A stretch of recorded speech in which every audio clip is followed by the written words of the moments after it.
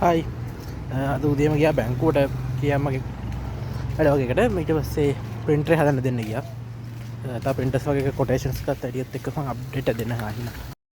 මොකක්ද හොඳ පේර කොළයි vitamin E තමයි දාලා හදලා දුන්නත් තෙලක්.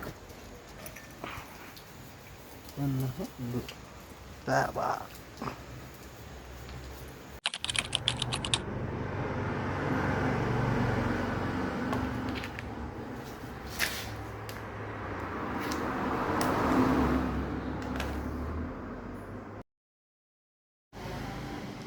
බලන්න.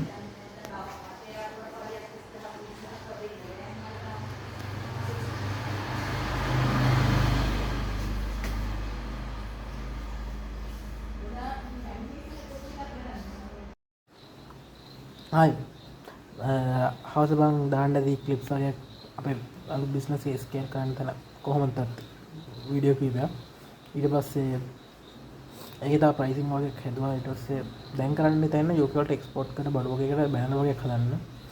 ඒක හම්බෙලා ආයි ක්ලිප් එකක් ආයි හම්බෙලා එඩිට් කරද්දි තමයි තේරුනේ ඒ ක්ලිප් එක මිසින් කියලා.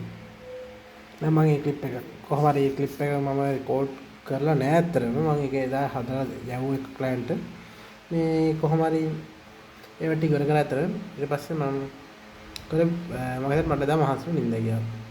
හරි මේ vlog එක මෙතන ඉවරයි. මේ මගේ හෙට පබ්ලිෂ් කරන්න තියෙන vlog එකක් ඉතින් මම දවස් පිටක 5ක් විතර රෙකෝඩ් කරා. හරි බයි vlog එක මෙතන ඉවරයි.